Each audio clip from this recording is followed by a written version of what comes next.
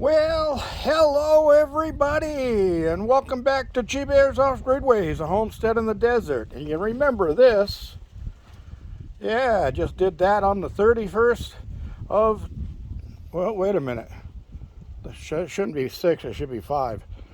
Anyway, I'll fix that. So I did that on May 31st, and today is like June 4th. So it's been there 4 days already. I don't know, I must have been stuck in a time warp or something because it seems like just yesterday. But anyway, today I'm going to do a shout out to Doing Redneck Things Off Grid, Tony and Leanne. And they just posted a video on their garden. They call it Leanne's garden. And they're in Nevada. And since we have a lot of different people interested in off-gridding in different states, I figured I would do a feature on their garden also, as well as my garden. So you can see the difference between growing in the Nevada desert and growing in the California desert. So we're in the California desert right now. Let's get to it and I'll show you what's going to be going on here. Now, when I did this the other day, I accidentally broke that graft. So I quickly got some parafilm tape out and taped it back into place, and it looks like it's doing okay, because otherwise in 4 days it would have definitely have wilted if it was dead. So got pears here, or a pair of pears, and then over here got apples, or a pair of apples. That's hard to say, pair of apples. Apple of pears. Okay, there's another pear. There's another apple. And I'm sure there's, oh yeah, there's another pear up here. I think I counted 6 pears on the tree this year. And then, of course, I've got the Fuji apple from Andy. That's got 2 apples on it.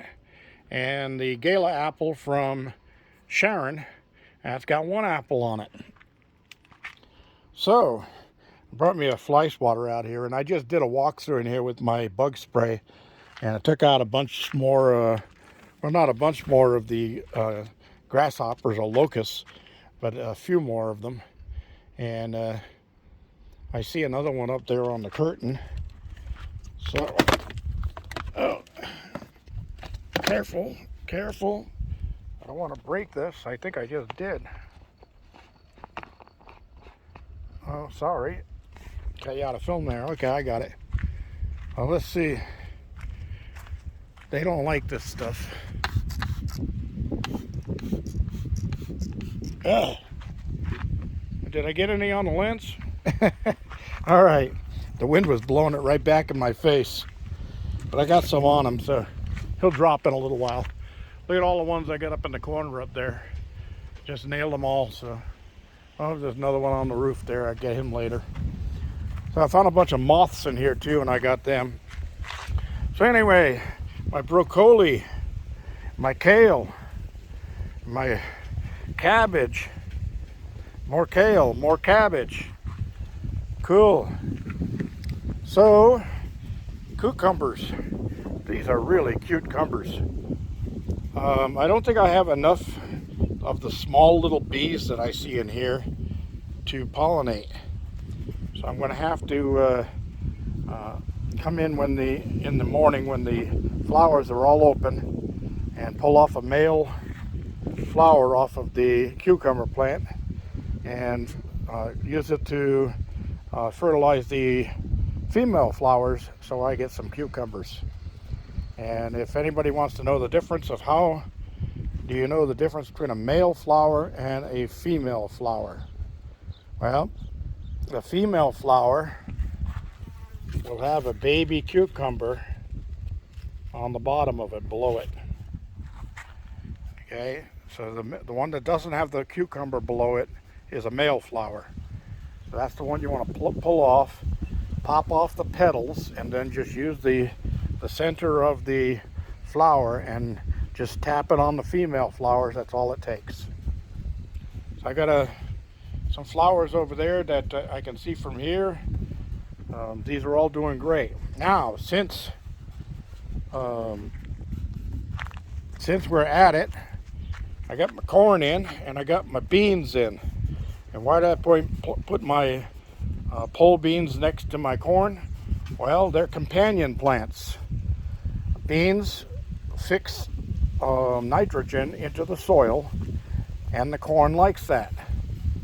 But the corn provides a pole for the beans to climb on. So the beans like that. So they're really, really good companion plants. So I got some beans in between the corn, and I think I got 6, 2, 4, 6 in a row, times 3 row, that's 18, and 2 stalks per hole, that's 36 corn stalks. We'll see how we do with that. And I want you to pay attention here, because I'm going to show you. Look at how big these things are. Okay, now yesterday was actually 7 days since I started the seed, since I actually put the seeds in those little Evage seed starter trays. So it's only 7 days. If you look at a corn package, on the back of the corn package, it says that they germinate in 7 days. So I wasn't even supposed to be seeing just a little sprout less than this right here. Maybe less than those over there. Okay? That's all I should be seeing in 7 days. And in 7 days, these things are probably 8 to 10 inches tall already. So I love those trays, and they're going to be an integral part of my growing every year now. I got them all inside. I've took all the pots up. I'm going to clean the insides of them out and get them all stored away for next seed starting adventure.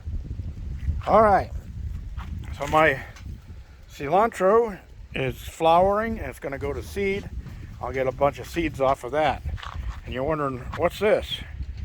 Well, the grasshoppers and something else were getting to my watermelon plant.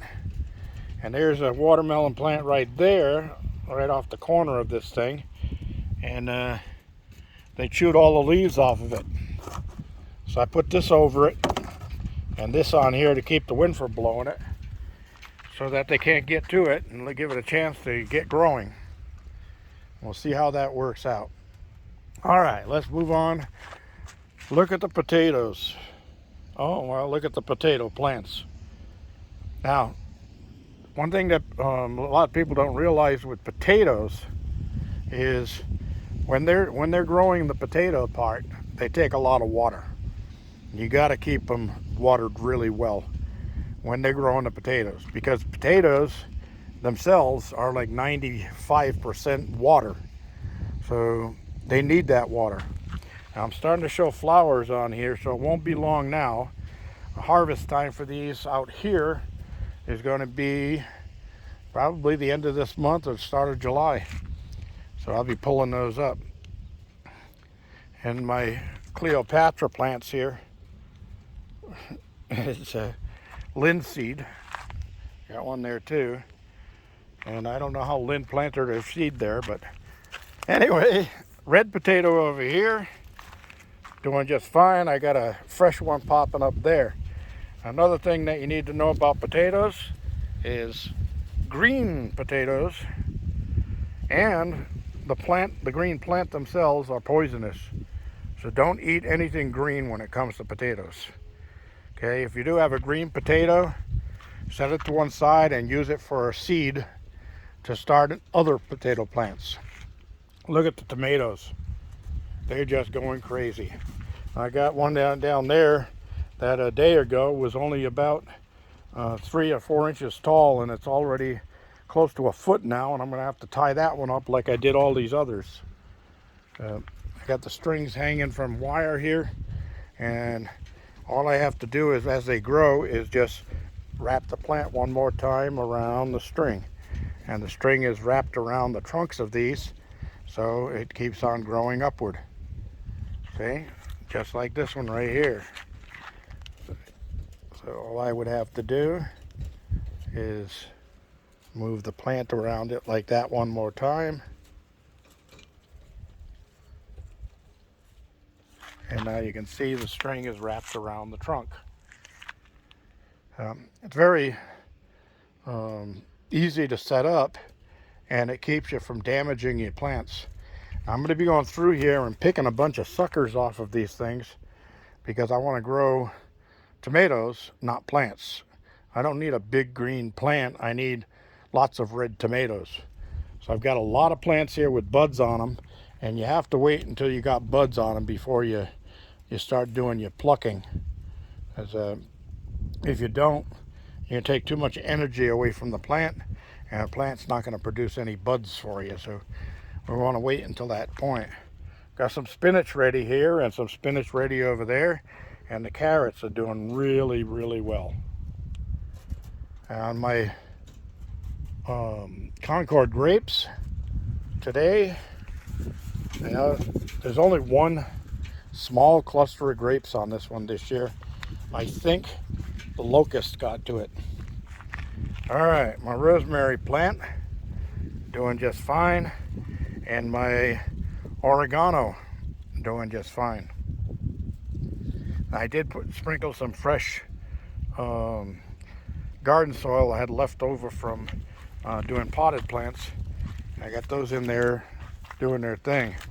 I got some radish going to seed here and some going to seed there because my radish seeds are running a little low.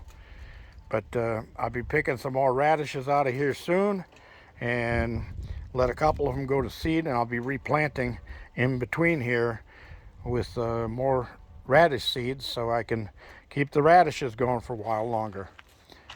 Cantaloupe, of course I cantaloupe.